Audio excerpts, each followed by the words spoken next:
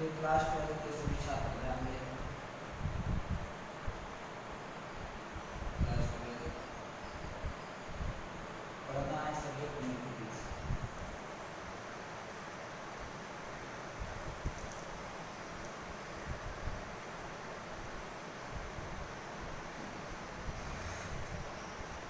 आज क्लास 12 में पहले चैप्टर का नाम है स्थिर विद्युतीय।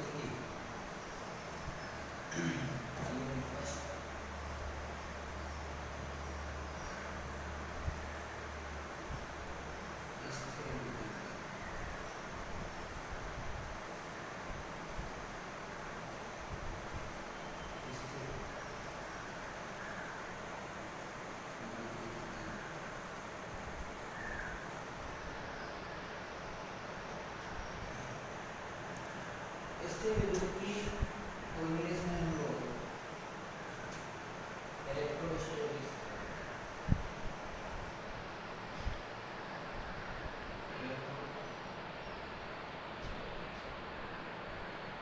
इलेक्ट्रोस्टैटिक्स दो शब्दों से मिलकर बना है, इलेक्ट्रो और प्लस स्टैटिक्स। इलेक्ट्रो का मतलब है चार्ज, इलेक्ट्रो का मतलब चार्ज, और स्टैटिक्स का मतलब एट रेस्ट।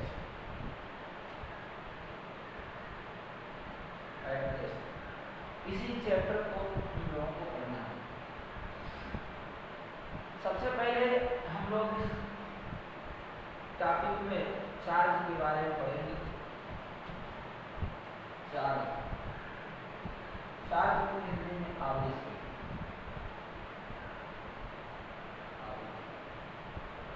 आवेश को सबसे पहले थैलस ऑफ मिलेटस ने इसका खोज किया।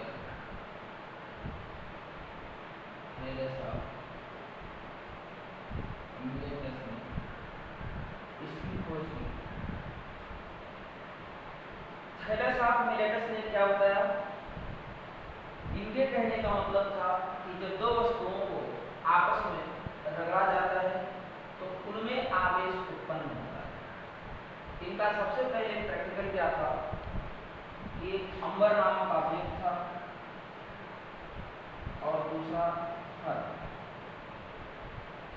अंबर मतलब होता है कि ये आभूषणों में पाए जाते हैं और फर जानवरों की खाल भी कहते हैं।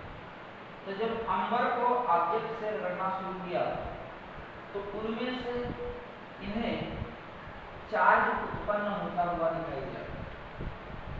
इस नाते सबसे पहले आवेश की खोज थैलस ऑफ मिलेटस ने की है।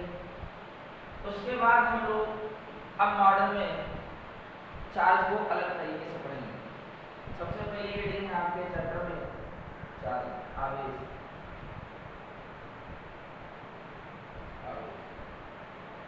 आवेश को अंग्रेजी में बोलते हैं चार्ज।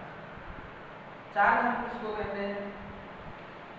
तो चार्ज का मतलब यह है कि जब इन्हीं दो वस्तुओं को आपस में रख दिया जाए, यानी जब दो वस्तुओं को आपस में रख दिया जाता है तो उनके रख से आवेश उत्पन्न होते हैं। जितनी सही प्रॉपर्टीज में डेफिनेशन है उनको हम बताते हैं कि यानी दो वस्तुओं को आपस में रगड़ने से उनमें आवेश उत्पन्न होता है। दो वस्तुओं को आपस में रगड़ने पर उनमें आवेश उत्पन्न होता है। इसकी और प्रॉपर डेफिनेशन है कि किसी पदार्थ का वह जिसके कारण उसमें विद्युत तथा चुंबकीय प्रभाव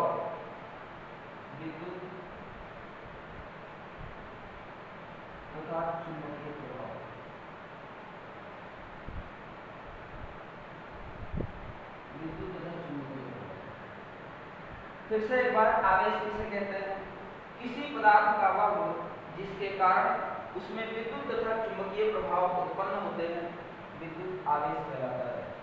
फिर से, किसी पदार्थ का वह गुण जिसमें विद्युत तथा चुंबकीय प्रभाव उत्पन्न होते हैं, उन्हें हम विद्युत आवेश कहते हैं। किसी पदार्थ का वह गुण जिसके कारण रीडिंग किया जाए विद्युत आवेश इलेक्ट्रिक चार्ज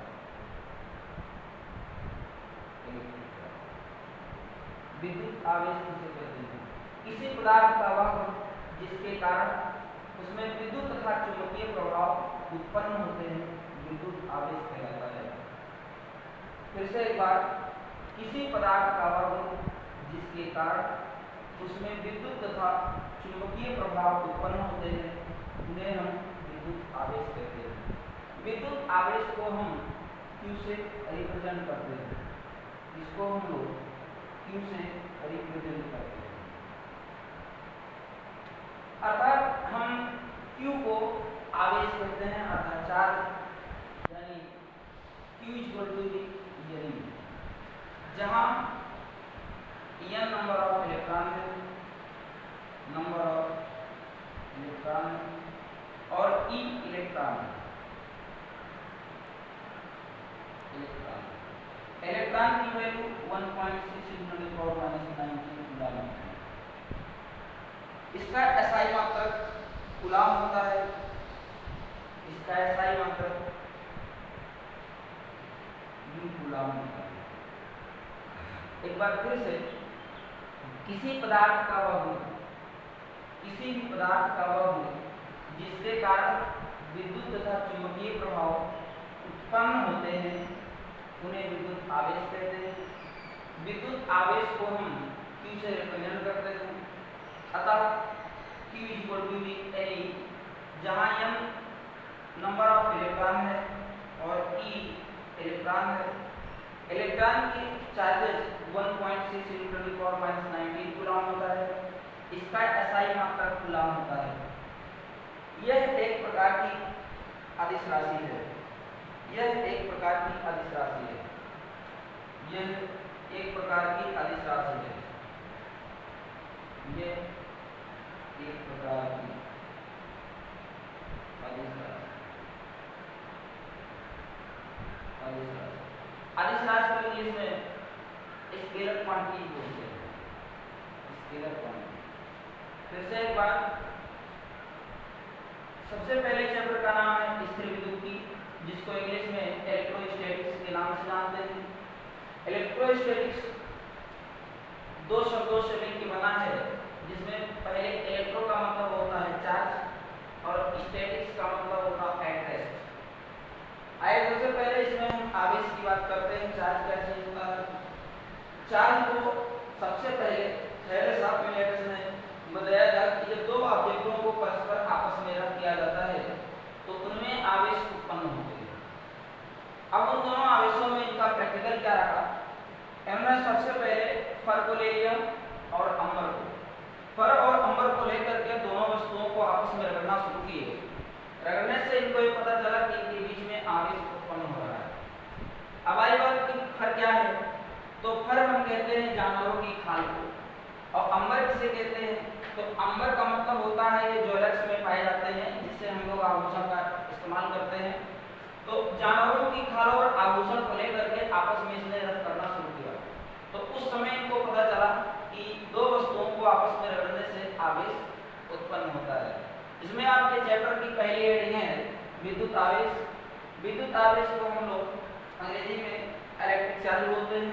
इलेक्ट्रिक चार्ज कहते किसको है, तो किसी भी पदार्थ का वह गुण जिसके कारण उसमें विद्युत चुंबकीय, किसी भी पदार्थ का वह गुण जिसके कारण विद्युत तथा चुंबकीय प्रभाव उत्पन्न होते हैं, इलेक्ट्रिक चार्ज कहलाता है, अर्थात विद्युत आवेश कहलाता है। विद्युत आवेश को हम लोग Q से प्रदर्शित करते हैं, अतः Q इक्वल टू N होता है, जहां N आपका नंबर ऑफ इलेक्ट्रॉन है और E इलेक्ट्रॉन है। इलेक्ट्रॉन की जो वैल्यू होती है 1.6 × 10⁻⁹ कूलम होती है। आवेश का विद्युत चार्ज जो Q दिया गया है उसका SI मात्रक कूलम होता है। यह एक प्रकार की स्केलर क्वांटिटी होती है, अर्थात स्केलर क्वांटिटी का मतलब यह एक प्रकार की अदिश राशि होती है। तो इसके बाद फिर अगली हेडिंग है आवेशों के प्रकार। आवेशों के प्रकार, आवेश कितने प्रकार के होते हैं, आवेशों को किसने सबसे पहले डेरिवेट किया, इन्हीं सारी चीजों के बारे में हम लोग स्टडी करेंगे।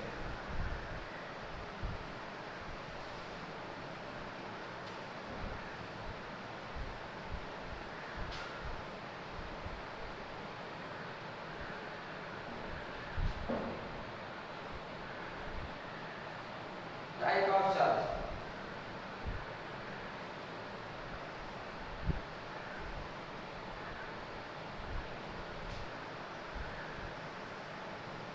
Type of charge.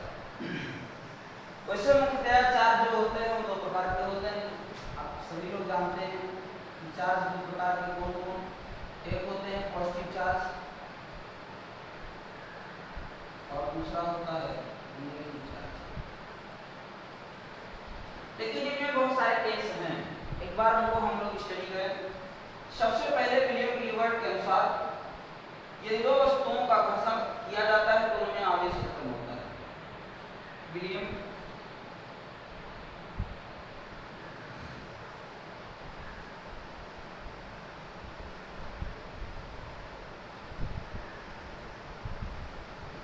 गिलबर्ट के अनुसार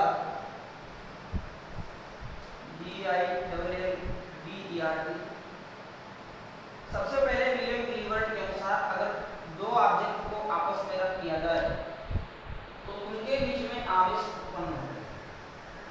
ये सबसे पहले विलियम गिलबर्ट ने इसका एक्सपेरिमेंट किया। इन्होंने बताया कि अगर दो वस्तुओं को आपस में रगड़ा जाता है तो उनमें से आवेश उत्पन्न होता है। लेकिन फिर इसी में अगले साइंटिस्ट आए जिनका नाम है, ये अमेरिकन साइंटिस्ट, इनका नाम बेंजामिन फ्रैंकलिन है। बेंजामिन फ्रैंकलिन ने बताया कि आवेश दो प्रकार के होते हैं, वो धन आवेश और ऋण आवेश होते हैं। तो बेंजामिन फ्रैंकलिन सबसे पहले, इनका नाम लिखा जाए बेंजामिन, BENJAMIN, बेंजामिन और फ्रैंकलिन, FRANKLIN। बेंजामिन फ्रैंकलिन नाम के एक साइंटिस्ट थे जिन्होंने इसका शोध किया कि आवेश दो प्रकार के हैं। तो इनको कितने भागों में बांटा, दो प्रकार, यानी एक को पॉजिटिव बताया और दूसरे को नेगेटिव बताया। तो सबसे पहले ये है हमारी टाइप ऑफ चार्ज, कि चार्ज कितने प्रकार के होते हैं।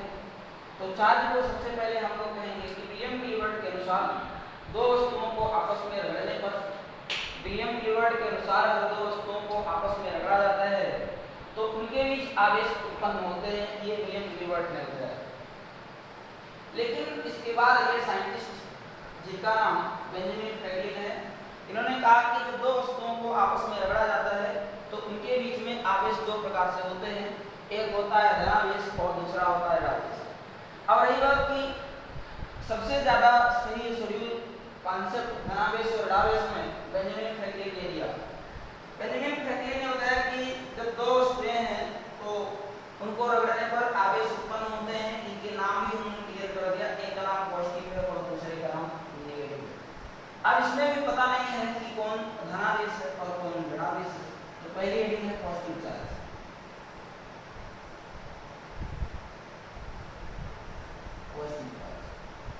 पॉजिटिव चार्ज को हम लोग हिंदी में कहते हैं धनावेश। अब देखिए नाम से ही क्लियर हो रहा है कि धन आवेश, जिस पर आवेश कैसा होगा। तो हम लोग धनावेश किसे कहते हैं, इनमें सबसे पहले हम लोगों को कॉन्सेप्ट जानना है कि धनावेश कौन होते हैं। तो जाना जाए कि इसके सामने लिखा जाए इलेक्ट्रॉन की कमी, इलेक्ट्रॉन लेस, और अगला वाला है नेगेटिव चार्ज।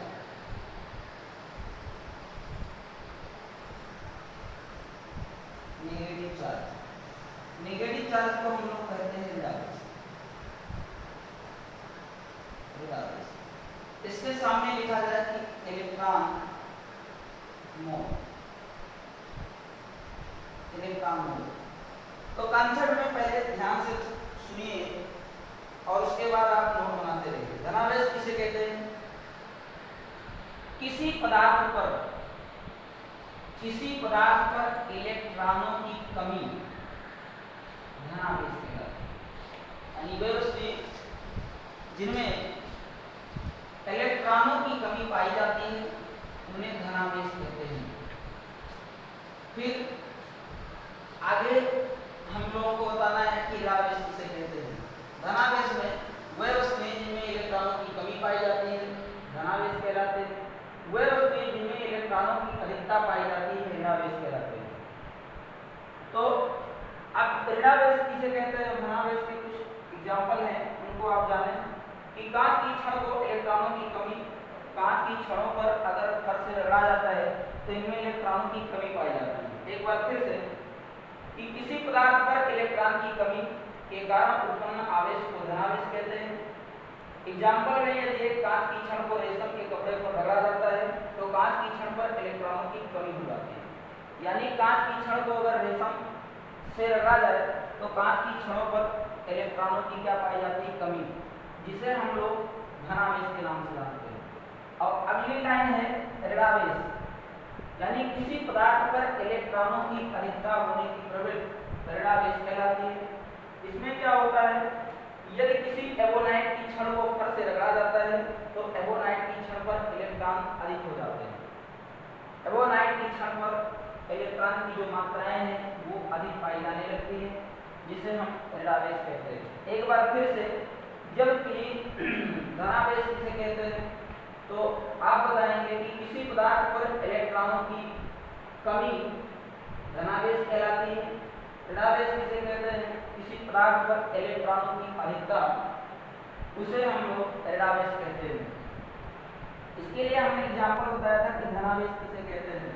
तो धनावेश का सबसे बेस्ट एग्जाम्पल है कि कांच की छड़ को अगर कपड़े पर रगड़ा जाता है तो कांच की छड़ पर इलेक्ट्रॉनों की कमी हो जाती है, जिस कारण कांच की छड़ धनावेशित हो जाती है।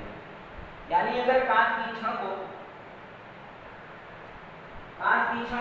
रेशम के कपड़े से रगड़ा जाता है तो कांच की छड़ों पर इलेक्ट्रॉनों की कमी हो जाती है, इसे हम धनावेश कहते हैं।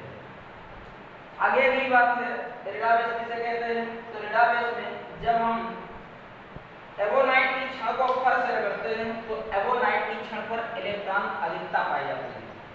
जब हम एवोनाइट की छड़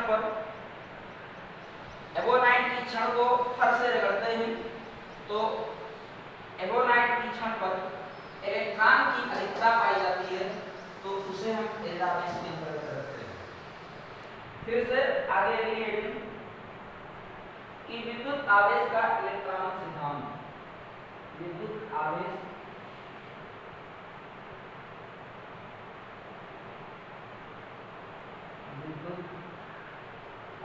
का इलेक्ट्रॉन सिद्धांत।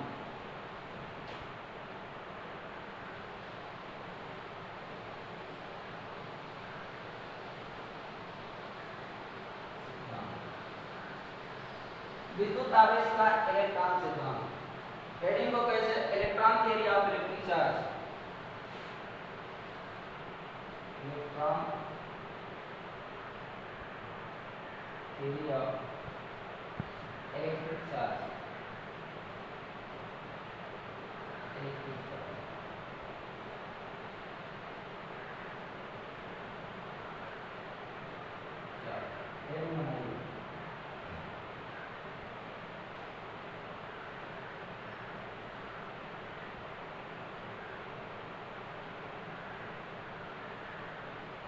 इस थ्योरी के अनुसार प्रत्येक पदार्थ तमाम प्रकार के परमाणुओं से मिलकर बना होता है।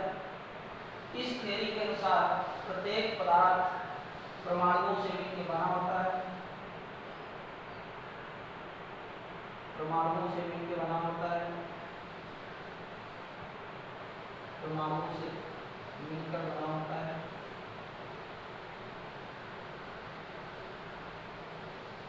यानी इलेक्ट्रॉन थियरी के अनुसार तमाम प्रकार के वस्तुएं जो है पदार्थ तो तमाम प्रकार के परमाणुओं से मिलकर के बने होते हैं, जिनका एक अपना न्यूक्लियस होता है, जिसको केंद्रक बोलते हैं। यानी इसके पास एक अपना नाभिक पाया जाता है। नाभिक में प्रोटॉन और न्यूट्रॉन होते हैं। इलेक्ट्रॉन इसके चारों ओर गति करते रहते हैं। विद्युत आवेश का इलेक्ट्रॉन सिद्धांत ये कहता है, यानी इसके अनुसार प्रत्येक पदार्थ परमाणुओं से मिलकर बने होते हैं। प्रत्येक परमाणु का समस्त भार उसके केंद्र में स्थित होता है। प्रत्येक परमाणुओं का समस्त भार उसके केंद्र में स्थित होता है। केंद्र में प्रोटॉन और न्यूट्रॉन पाए जाते हैं। इलेक्ट्रॉन इनकी आउटर मोस्ट शेलों में हमेशा मूव करते रहते हैं, यानी चक्कर लगाते रहते हैं, गति करते रहते हैं। इसके बाद बात आती है आवेशों की।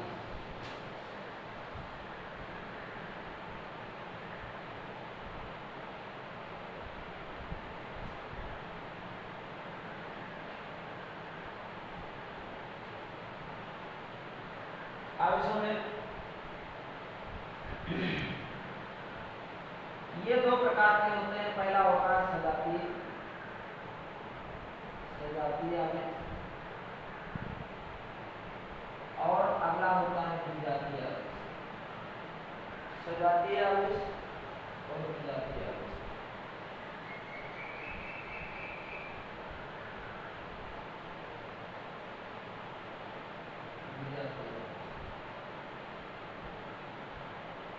सजातीय आवेश किसे कहते हैं? सजातीय आवेश में सजातीय का मतलब होता है कि दोनों की जातियां सेम हैं, अर्थात अगर दोनों हैं तो धन या दोनों हैं तो ऋण। सजातीय आवेश की प्रॉपर्टी, सजातीय आवेश कहते हैं किसको है?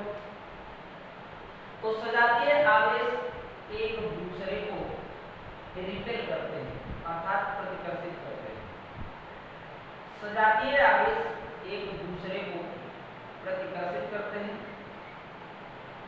जबकि विजातीय भी माने दूसरी जाति के लोग, यानी प्लस और दूसरा माइनस और अगला वाला माइनस दूसरा प्लस। सजातीय आवेश किसे कहते हैं? सजातीय आवेश में प्लस प्लस और माइनस माइनस, प्लस प्लस और माइनस माइनस, अर्थात सजातीय आवेश किसको कहते हैं? तो हमने कहा कि सजातीय आवेश हम उन्हें कहते हैं जिनके आवेश समान होते हैं। तो सजातीय आवेश एक दूसरे को प्रतिकर्षित करते हैं। सजातीय आवेश एक दूसरे को प्रतिकर्षित करते हैं, जबकि विजातीय आवेश एक दूसरे को आकर्षित करते हैं। इसको अट्रैक्शन बोलते हैं। फिर से एक बार, सजातीय आवेश एक दूसरे को प्रतिकर्षित करते हैं, जबकि विजातीय आवेश एक दूसरे को आकर्षित करते हैं। इसके बाद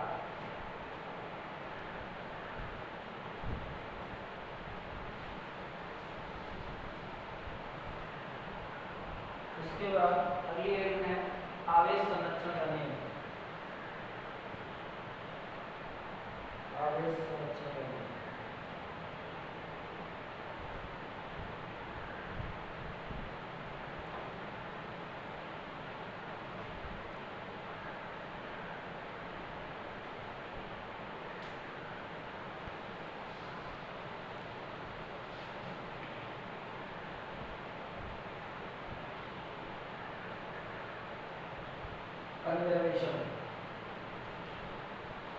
conservation of charge. Conservation of charge, आवेश संरक्षण का नियम।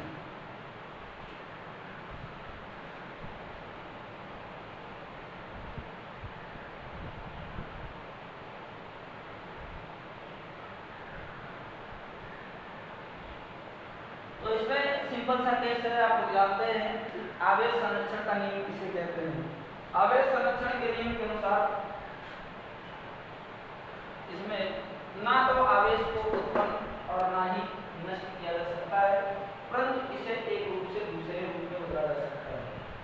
जैसे एक बार, आवेश संरक्षण के नियम के अनुसार किसी निकाय में कुल आवेश नियत रहता है, अर्थात किसी निकाय में कुल आवेश नियत रहता है, अर्थात इनमें आवेश को ना तो उत्पन्न और ना ही नष्ट किया जा सकता है, परंतु इसे एक रूप से दूसरे रूप में बदला जा सकता है।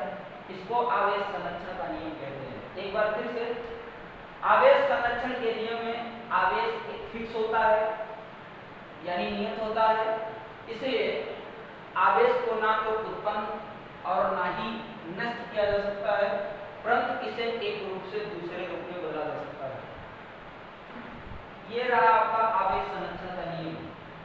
सभी क्वेश्चंस क्लियर हो रहे हैं और साथ ही साथ में इनकी हेडिंगें बनती रहे।